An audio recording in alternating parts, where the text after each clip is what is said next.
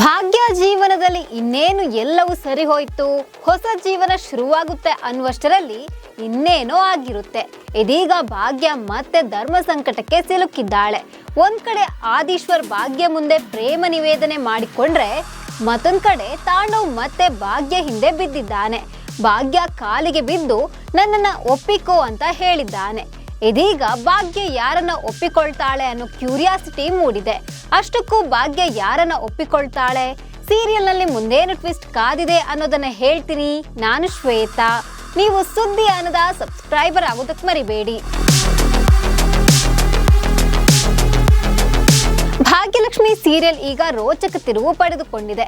ತಾಂಡವ್ನಿಂದ ದೂರವಾದ ಬಳಿಕ ಭಾಗ್ಯ ಹೊಸ ಜೀವನ ಶುರು ಮಾಡಿದ್ದಾಳೆ.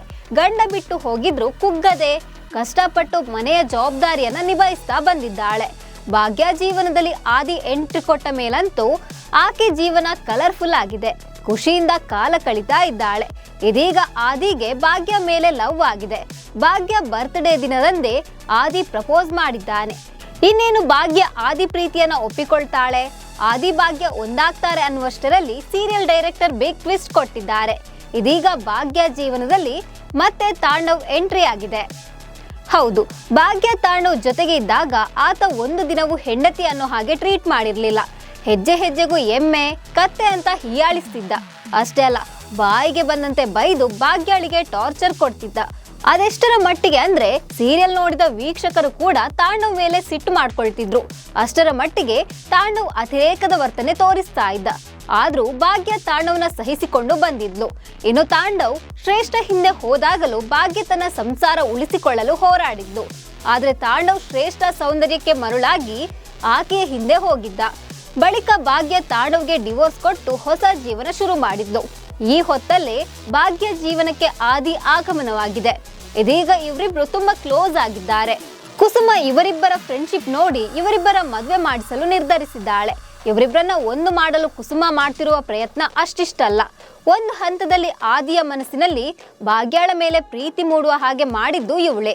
ಇದೀಗ ಆದಿಗೆ ಭಾಗ್ಯಾಳ ಮೇಲೆ ಲವ್ ಆಗಿದೆ. ಆದ್ರೆ ಭಾಗ್ಯಾಳಿಗೆ ಆದಿ ಒಳ್ಳೆಯ ಸ್ನೇಹಿತ ಅಷ್ಟೇ. ಆದ್ರೂ ಆದಿ ಧೈರ್ಯದಿಂದ ಭಾಗ್ಯಾಳಿಗೆ ಪ್ರಪೋಸ್ ಮಾಡಿದ್ದಾನೆ. ಆದ್ರೆ ಎಲ್ಲವೂ ಅನ್ಕೊಂಡಂತೆ ಆಗಿಲ್ಲ. ಆದೀಶ್ವರ್ ಪ್ರಪೋಸ್ ಮಾಡ್ತಿದ್ದಂತೆ ಈತ ತಾಂಡವ್ ಮತ್ತೆ ಭಾಗ್ಯ ಬಳಿ ಬಂದಿದ್ದಾನೆ. ಹೌದು, ಶ್ರೇಷ್ಠ ಹಿಂದೆ ಹೋದ ತಾಂಡವ್ಗೆ ಈಗ ಜೀವನವೇ ಸಾಕಾಗಿದೆ. ಯಾಕಾದ್ರೂ ಶ್ರೇಷ್ಠ ಹಿಂದೆ ಬಂದೆ ಅಂತ ಆತನಿಗೆ ಅನ್ನಿಸ್ತಿದೆ.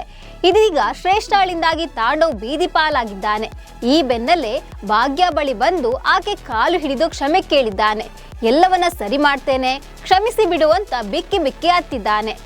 ಇದೀಗ ಭಾಗ್ಯ ಧರ್ಮ ಸಂಕಟದಲ್ಲಿ ಸಿಲುಕಿದ್ದಾಳೆ. ಮತ್ತೆ ಬಂದಿರೋ ತಾಂಡವ್ನ ಒಪ್ಪಿಕೊಳ್ಬೇಕಾ ಅಥವಾ ಪ್ರೀತಿಯನ್ನ ಅರಸಿ ಬಂದಿರೋ ಆದಿನ ಒಪ್ಪಿಕೊಳ್ಬೇಕಾ ಅನ್ನೋ ಗೊಂದಲದಲ್ಲಿದ್ದಾಳೆ ಕುಸುಮ ಸೊಸೆ. ಇದೀಗ ಭಾಗ್ಯ ಇಬ್ಬರಲ್ಲಿ ಯಾರನ್ನ ಒಪ್ಪಿಕೊಳ್ತಾಳೆ, ಸೀರಿಯಲ್ ಸ್ಟೋರಿಯಲ್ಲಿ ಮುಂದೇನು ಟ್ವಿಸ್ಟ್ ಸಿಗಲಿದೆ ಅನ್ನೋ ಕ್ಯೂರಿಯಾಸಿಟಿ ಮೂಡಿದೆ. ಇದೀಗ ಸೀರಿಯಲ್ ನೋಡ್ತಿರೋ ವೀಕ್ಷಕರು ಯಾವುದೇ ಕಾರಣಕ್ಕೂ ತಾಂಡವ್ನ ಹತ್ತಿರ ಸೇರಿಸ್ಕೊಳ್ಬೇಡ, ನೀನು ಆದಿ ಜೊತೆ ಇದ್ರೆ ಜೀವನ ಪರ್ಯಂತ ಖುಷಿಯಾಗಿರ್ತೀಯ ಅಂತ ಕಾಮೆಂಟ್ ಮಾಡ್ತಿದ್ದಾರೆ. ಸೊ ಈ ಬಗ್ಗೆ ನಿಮ್ಗೆ ಏನ್ ಅನ್ನಿಸ್ತಿದೆ? ನಿಮ್ಮ ಪ್ರಕಾರ ಭಾಗ್ಯ ಯಾರನ್ನ ಒಪ್ಪಿಕೊಳ್ತಾಳೆ ಅಂತ ಕಾಮೆಂಟ್ ಮಾಡಿ. ನಮಸ್ಕಾರ.